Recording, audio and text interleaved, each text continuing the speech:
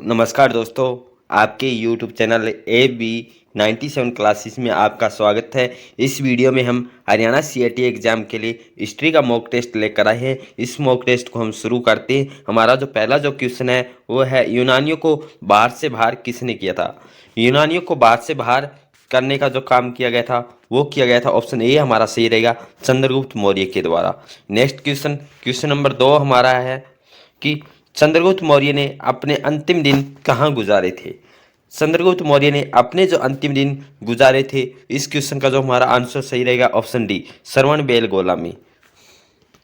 Next question, इसके बारे में हम अध्ययन करते हैं क्वेश्चन के बारे में विस्तार से कि जैन लेखों के अनुसार, किसके अनुसार है जी? जैन लेखों के अनुसार चंद्रगुप्त मौर्य ने अपने जीवन के अंतिम चरण में अपने पुत्र के पक्ष में सिंहासन छोड़कर जैन साधु भद्रबाहु के साथ श्रवणबेलगोला मैसूर चले गए थे। तो क्वेश्चन पूछा जाता है कि चंद्रगुप्त मौर्य ने जो उन्होंने साधु सिंहासन है वो अंतिम दिन है, अपने अंतिम सिंहासन है वो छोड़कर किनसे ये प्रेरणा ली थी? ये ली थी भद्रबाहु से। और यही इसने जो काया क्लेश के द्वारा शरीर त्याग दिया, इसे जैन धर्म में क्या कहते हैं? जैन धर्म में कहते हैं श्लेखना। क्वेश्चन हमारा था कि अंतिम जो दिन है चंद्रगुप्त मौर्य ने कहाँ बिताए थे? तो हमारा आंसर था श्रवणबेलगोला। नेक्स्ट क्वेश्चन, चंद्रगुप्त मौर्य का पुत्र कौन था? चंद्रगुप्त मौर्य का जो पुत्र है, इस क्वेश्चन का जो हमारा आंसर रहेगा वो रहेगा जी, ऑप्शन ए, बिंदुसार। इसमें हमारी एक ट्रिक बनती है कि चंद्र बिंदु अशोक, चंद्र बिंदु अशोक क्या है? चंद्र से चंद्रगुप्त मौर्य, वी से बिंदुसार, अशोक से अशोक। क्वेश्चन ये भी पूछा जाता है कि चंद्रगुप्त मौर्य के पोते का क्या नाम था? अशोक था। और चंद्रगुप्त मौर्य का पुत्र है वो कौन है? बिंदुसार है। बिंदुसार का पुत्र कौन था? इंपॉर्टेंट क्वेश्चन है। बिंदुसार का जो पुत्र है वो कौन है? अशोक है। बिंदुसार के पिता का नाम क्या था? चंद्रगुप्त मौर्य था। नेक्स्ट क्वेश्चन है, क्वेश्चन नंबर 5 हमारा है, बिंदुसार के शासनकाल के दौरान अशांति कहाँ हुई थी? बिंदुसार थे, उनके दौरान एक शासनकाल में अशांति हुई थी, तो कौन सी जगह हुई थी? इस क्वेश्चन का जो हमारा आंसर सही रहेगा वो रहेगा तक्षशिला। इस क्वेश्चन का जो हमारा आंसर सही रहा है, ऑप्शन सी, तक्षशिला। किसके दौरान? बिंदुसार के दौरान जो अशांति हुई थी वो हुई थी तक्षशिला में। इसके बारे में हम और अध्ययन करते हैं। इसकी यहाँ से और क्या हमारे क्वेश्चन बन सकते हैं? चंद्रगुप्त मौर्य के उत्तराधिकारी एवं उसके पुत्र बिंदुसार के शासनकाल में तक्षशिला में विद्रोह हुआ था। कौन सी जगह है जी? तक्षशिला में। उसने अशोक को कुमारमात्य बनाकर वहां का विद्रोह दबाने के लिए भेजा था। क्वेश्चन पूछा जाता है कि बिंदुसार ने तक्षशिला में जो विद्रोह हो रहा है उसको दबाने के लिए किसको भेजा था? तो हमारा आंसर आएगा जी, अशोक को। अशोक ने न केवल विद्रोह को शांत किया बल्कि वहां की प्रजा का प्रेम और विश्वास भी जीत लिया था। अशोक को वहां भेजा गया था तक्षशिला में कि आप वहां जो विद्रोह हो रहा है वहां जाके शांत कीजिए, परंतु वहां अशोक गए, उन्होंने वहां की प्रजा को प्रेम और विश्वास भी जीत लिया, वहां उन लोगों को शांत भी किया, शांति के साथ साथ वहां की प्रजा का जो विश्वास है वो उनके ऊपर आया और उन्होंने ये काम करके दिखाया था। नंबर 6, अशोक के अधीन मौर्य राजतंत्र का जो सबसे सही वर्णन है ये निम्न में से कौन सा है? इस क्वेश्चन का जो हमारा आंसर सही रहेगा वो रहेगा जी, ऑप्शन ए, प्रबुद्ध स्वेच्छाचारी शासन। नेक्स्ट क्वेश्चन, अशोक की प्रशासनिक नीति में भारी परिवर्तन किस घटना से आया था? किस घटना से आया था? तो इसमें जो हमारा आंसर सही रहेगा, ऑप्शन बी, कलिंग की युद्ध। क्वेश्चन नंबर 8 हमारा है कि निम्नलिखित में से वह व्यक्ति कौन है जिसका नाम देवानाम प्रियदर्शी था? तो इस क्वेश्चन का जो हमारा आंसर सही रहेगा वो रहेगा जी, ऑप्शन ए, मौर्य राजा अशोक। मौर्य राजा जो अशोक है इनको किस नाम से जाना जाता है? देवानाम या प्रियदर्शी के नाम से भी जाना जाता है। मौर्य सम्राट अशोक के अभिलेखों में, मौर्य सम्राट है अशोक के अभिलेखों में उसे किस नाम से पुकारा जाता है? देवानाम प्रिय या देवना प्रियदर्शी राजा आदि की उपाधियों से संबोधित किया गया है। मास की एक गुजरा में और निठुर था उद्गोलम लेखों में उनका नाम क्या मिलता है? अशोक मिलता है। मास्क में उनका क्या नाम मिलता है? अशोक मिलता है। गुजरा है और जो निटूर है या उदयगोलम में उनका नाम क्या मिलता है? अशोक मिलता है। पुराणों में इसे क्या कहा जाता था? अशोक वर्धन कहा जाता था। अशोक को अशोक वर्धन किन में कहा जाता था? तो हमारा आंसर आएगा जी पुराणों में। नेक्स्ट क्वेश्चन की तरफ बढ़ते हैं हम। देवानाम प्रिय के नाम से कौन विख्यात है? तो इस क्वेश्चन का जो हमारा आंसर सही रहेगा option B, Ashok. Next question, question number 10 हमारा है कि निम्नलिखित में से किसकी जानकारी अशोक के शिलालेखों से मिलती है? अशोक के जो शिलालेखों की जानकारी है किस में मिलती है? तो इस क्वेश्चन का जो हमारा आंसर सही रहेगा ऑप्शन डी, सभी विकल्प क्या है? सही है। जैसे जीवन वृत्त, आंतरिक नीति और विदेश नीति से अशोक के शिलालेखों की हमें जानकारी मिलती है। अशोक का इतिहास हमें मुख्यतः उसके अभिलेखों से ही ज्ञात होता है। अशोक का इतिहास हमें किन से अभिलेख है उनसे पता चलता है कि उसके अभिलेखों का विभाजन, जो अशोक के अभिलेख है उनको कितने भागों में बांटा गया था? 3 भागों में, शिलालेख, स्तंभलेख, गुहालेख, शिलालेख। 14 विभिन्न लेखों का एक समूह है जो 8 भिन्न भिन्न स्थानों से प्राप्त किए गए हैं। इनमें अशोककालीन विदेश नीति, आंतरिक नीति, जीवन वृत्त की जानकारी प्राप्त होती है। अशोक के अधिकांश अभिलेख प्राकृतिक भाषा और ब्राह्मी लिपि में लिखे गए थे। क्वेश्चन ये भी बन सकता है अशोक की कौन सी भाषा थी? प्राकृतिक भाषा थी और ब्राह्मी लिपि थी अधिकांश, बल्कि केवल 2 अभिलेख है। कौन सा? सवाजगढ़ी और मानस हेराक्ली है। कौन सी लिपि में? ब्राह्मी न होके खरोष्टी है। क्वेश्चन ये भी बन सकता है कि अशोक की कौन सी अभिलेख है जो खरोष्टी लिपि में है? तो कौन सा अभिलेख है? सवाजगढ़ी और मानसेहेरा। ये कौन सी में? खरोष्टी में है। कलिंग युद्ध के बाद निम्न में से किसने महाराज अशोक के रूपांतरण को दर्ज किया? कि कलिंग के युद्ध के बाद महाराज अशोक के जो रूपांतरण को दर्ज किया गया है वो किस अभिलेख में बताया गया है कि जो कलिंग की युद्ध है वो हुआ था? कि तो इसमें जो हमारा आंसर सही रहेगा ऑप्शन डी, रॉक एडिक्ट जो 13वां है, इसमें अशोक ने कलिंग युद्ध किया था उसका विवरण हमें इस लेख में मिलेगा। 13वें शिलालेख से कलिंग युद्ध के संदर्भ से स्पष्ट साक्ष्य मिलती है।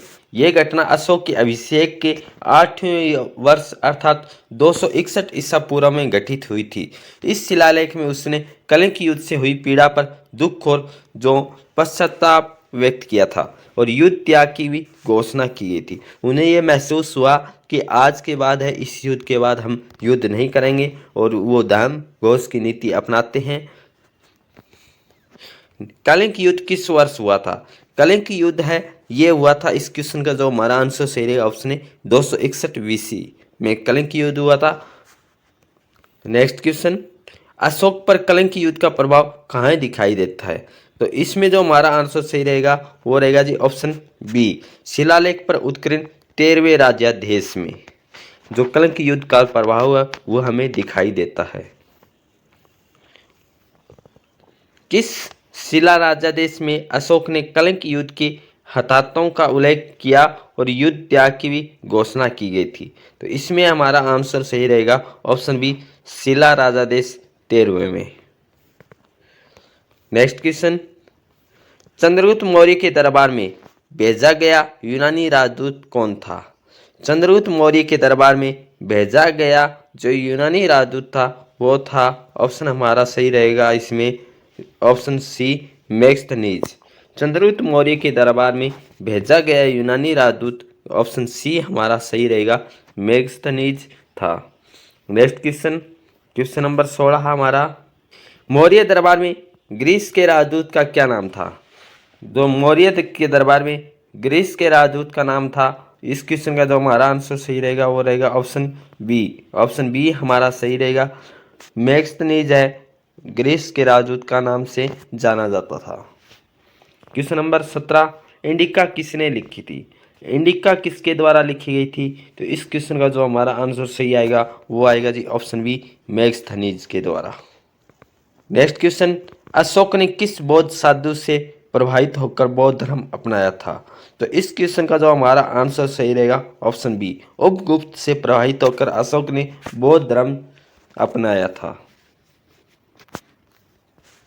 नेक्स्ट क्वेश्चन, क्वेश्चन नंबर 19 है कि चंद्रगुप्त मौर्य का प्रसिद्ध गुरु चाणक्य निम्नलिखित में से किस विद्या केंद्र से संबंधित था। तो इस क्वेश्चन का जो हमारा आंसर सही रहेगा ऑप्शन ए, तक्षशिला। चंद्रगुप्त मौर्य का प्रसिद्ध गुरु चाणक्य तक्षशिला विद्या केंद्र से संबंधित था। नेक्स्ट क्वेश्चन है, मौर्य काल के दौरान शिक्षा का सबसे प्रसिद्ध केंद्र निम्न में से कौन सा था। मौर्य काल के दौरान जो है शिक्षा का जो सबसे प्रसिद्ध केंद्र था इस तक्षशिला, ऑप्शन डी हमारा सही रहेगा। नेक्स्ट क्वेश्चन है, अर्थशास्त्र के लेखक किसके समकालीन थे। अर्थशास्त्र के जो लेखक है किसके समकालीन थे। तो इस क्वेश्चन का जो हमारा आंसर सही रहेगा ऑप्शन बी, चंद्रगुप्त मौर्य।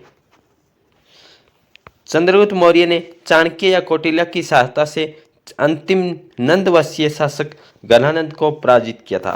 तो क्वेश्चन बनता है, चंद्रगुप्त मौर्य ने किसकी सहायता से नंदवंशीय शासक धनानंद को हराया था।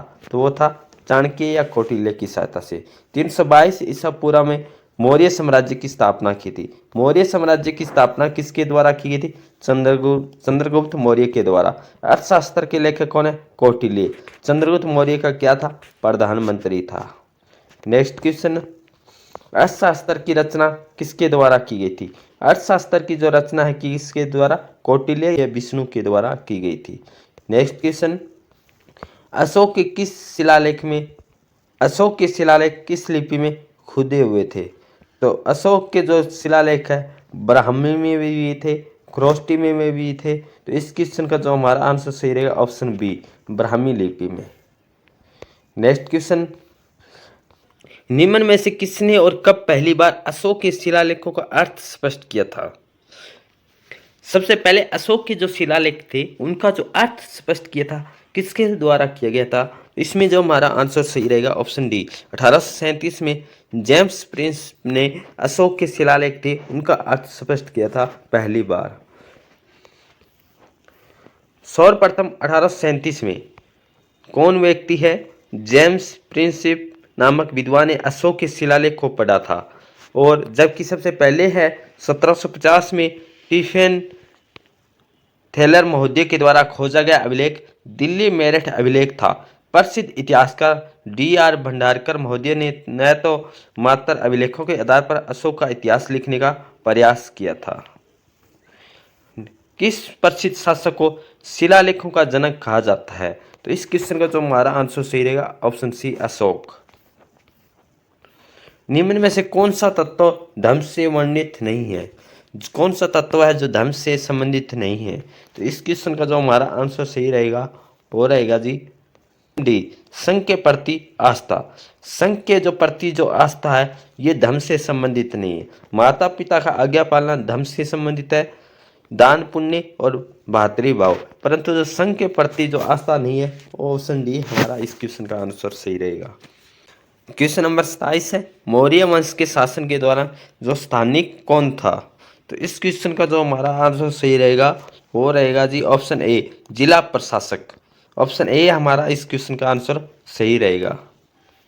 मौर्य वंश के शासन के दौरान जो स्थानिक जिला प्रशासक होता था, मैक्सनीज के नगर के प्रमुख अधिकारी को क्या कहा जाता था, एस्ट्रोनोमाई कहा जाता था। उसके अनुसार जिले का अधिकारी क्या था, एग्रोनोमाई कहलाता था।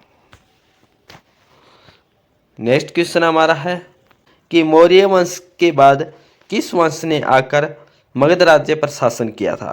तो इस क्वेश्चन का हमारा जो आंसर सही रहेगा ऑप्शन बी, शुंग वंश था वो मौर्य के बाद उन्होंने अपना शासन किया था। मौर्य वंश का अंतिम शासक कौन था। मौर्य वंश का जो अंतिम शासक था वो था ऑप्शन बी हमारा सही रहेगा, जो वीरद्रथ है ये मौर्य वंश के अंतिम शासक थे।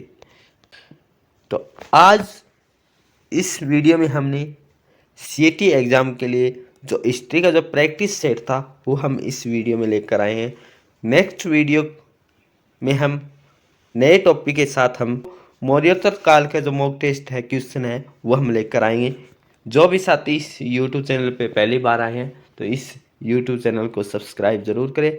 Thank you all of you. जय हिंद, जय भारत।